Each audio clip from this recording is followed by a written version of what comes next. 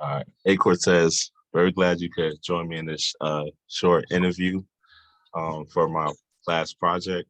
Decided to do an interviewing you about the school to prison pipeline. So I'd like you to just give a brief introduction of yourself and what you do and how I know you, whatever. Yeah, thanks a lot. Thanks a lot, Anthony. My name is Cortez Watson Jr. Thanks for setting this up at 11 o'clock at night. I know we're on college time here. My name is Cortez Watson Jr. I am the founder and president of the Hip Hop Firm. The Hip Hop Firm is an organization development consultancy that specializes in OD intervention in education and OD intervention in youth development. At the Hip Hop Firm, we consider ourselves to be a collective of educational architects or learning architects, revisioning and building the next generation of learning experiences at the academic intersections of Black youth development, or BYD, the hip hop phenomenon, and critical race theory. And all of this information is on our website. So I'll make sure, Anthony, that you get access to that, and then you can disseminate that website, and students can check in and shoot me an email. I'll make sure I give you my email as well if they want to know more about some of the postmodernism, transformative work that we're doing at the organization. And from there, go ahead, let's get into the questions you have. First question, and that is like, what is the school to prison pipeline in your opinion? So, well, the first thing I want to make sure is that you and I are clear on terminology. The terminology school to prison pipeline is mid to late 80s, early 90s.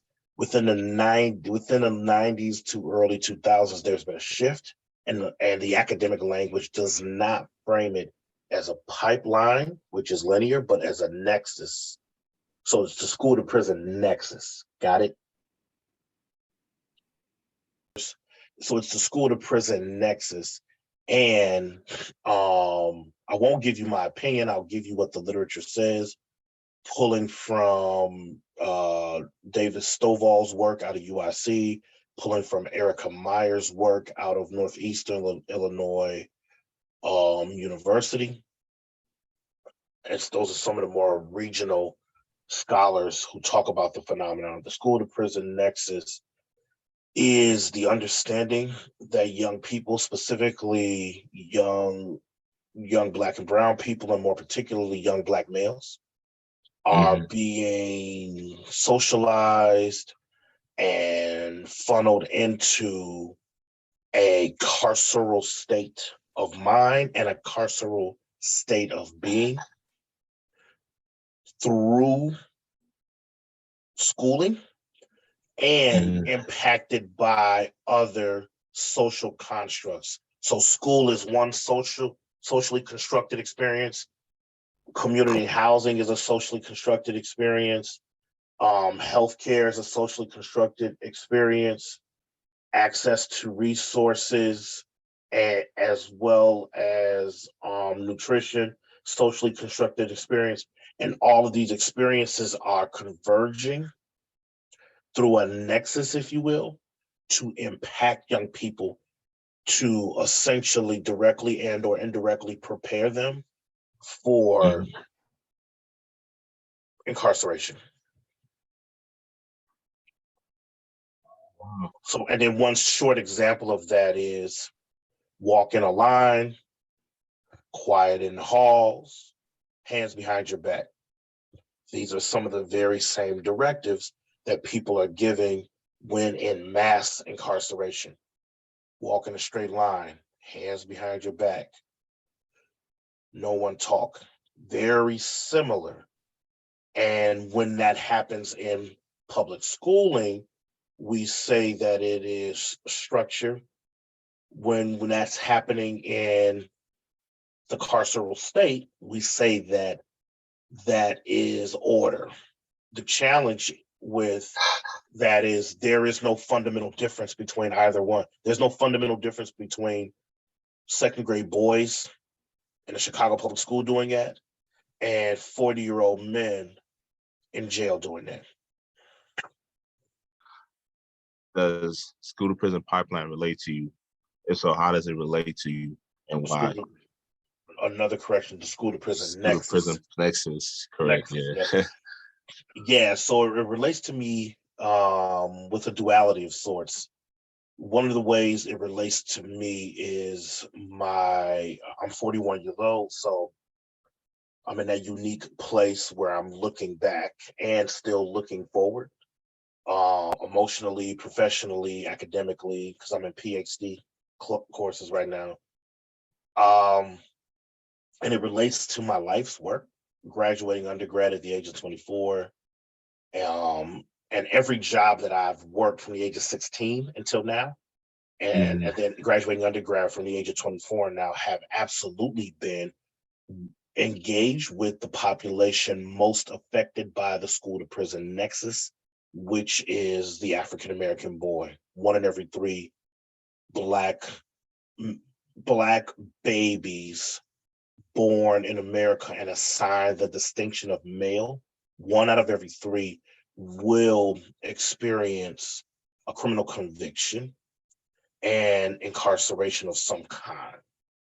So that means that if 3 black boys are born, or at least black boys assigned the distinction of male, we can expect that 1 of them will become in prison. And then I have been in a position to, in public schools, in private schools, in neighborhoods, in youth development work, juvenile justice work. I've worked with this population, that 1 in 3 population, my entire career. So it definitely affects me in that way. It also affects me with my own positionality.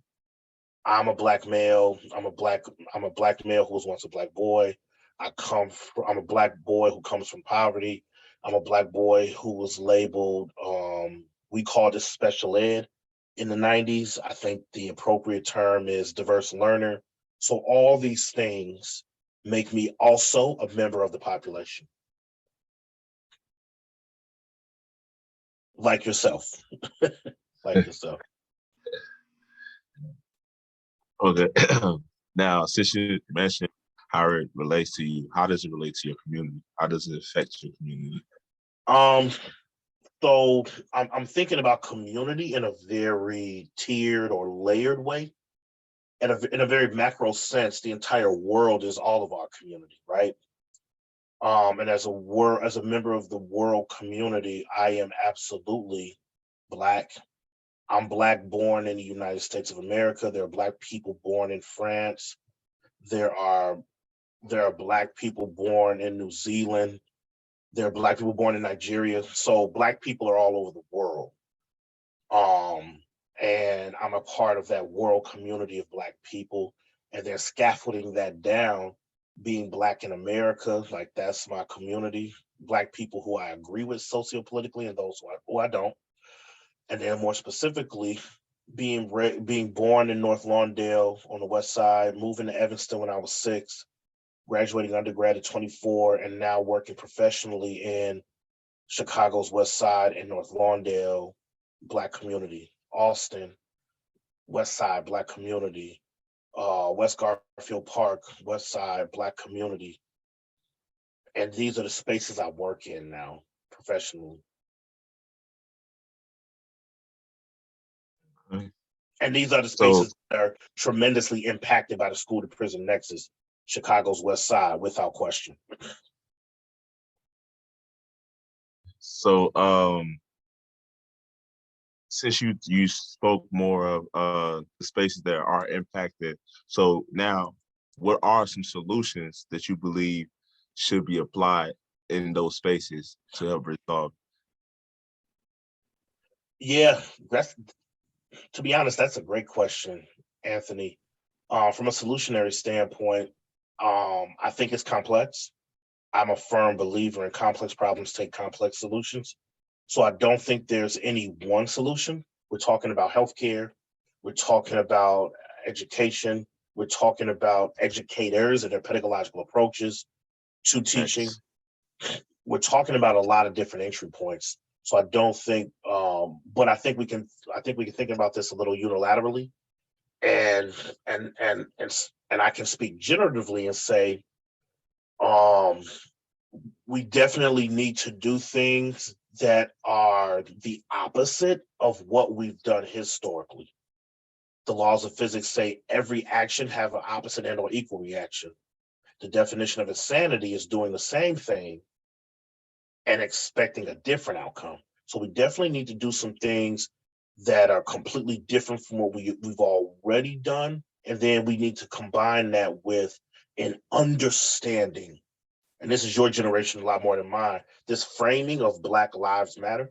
We need to take that and we need to actually position that and be clear that if these lives matter, then we cannot discard them, neglect them, and or incarcerate them. And make sure from a philosophical standpoint that that thinking is applied to the way we generate solutions.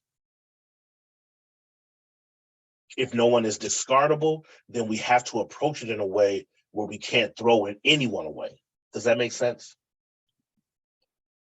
Yes. And at some point, I mean, the Yes. hip hop firm, as we continue to do this work on different college campuses, hopefully we can come down there this spring, shameless plug, right? Hopefully some Yeah. administrators or something, where we can do something maybe through the Black Student Union or student government and build on some of this conversation down there in a participatory way with students. But what's your next question? As well, since you spoke of the community and you spoke of like what you believe, what the solutions you believe could help, because you said there are multiple issues. So next question now is, what do you think are the major issues with the juvenile system? Yeah. Um, the major issues with the juvenile justice system are the major issues with the criminal justice system. First, we need a shift in language and a shift in understanding. It is, in my opinion, inappropriate for us to call people criminals and then say that they are given justice. I think we need to be honest about what it is. It's not a criminal justice system, it's a criminal legal system. And then extracting the word and understandings of justice, now we can have a different, possibly more restorative conversation about what does justice look like for the most vulnerable within a society. So same thing with juvenile justice. I don't call it a juvenile justice system. I call it a juvenile legal system. And then I tell myself, do I want to be handling youth, whether it's age 0 or age 25? So that's all, those are all young people, 0 to 25. Do I, Cortez Watson Jr., want to be handling young people using criminality? Or do I want to be handling young people using social justice? And it's starting at that fundamental question. But to ask that myself that fundamental question, first I choose to make a clear distinction. It shouldn't be a juvenile justice system. It should be considered a juvenile legal system because it's about legality, not justice. And then separate from that legal system, have the conversations about what is just for a 13-year-old Black boy on Chicago's West Side.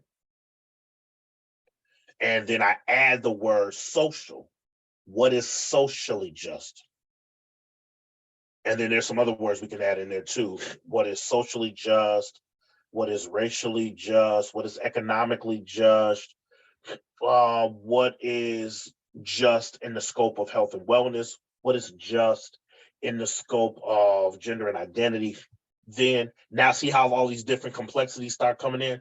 then I can ask some. I can begin to ask different questions, and then when I work with, for example, a young man from the West Side named Anthony, now Cortez can approach Anthony in a very different way. Cortez, I appreciate you for coming through to take the time to do this video with me. And I know you do a lot of important things in our community. So you're being incredibly kind, man. I appreciate that. yeah. As I say, I'm a reflection of my brother. So I'm hoping that I can be a reflection of you and the intelligent ways and the intentional ways you are using your experience at Millikan University to both transform and make a difference in the world. So thanks, man. That's high praise coming from you. Appreciate it. Appreciate it a lot. All right, big bro. I'm gonna end the Zoom right now. I'll catch you later. All right, let me go ahead and end the recording. Okay.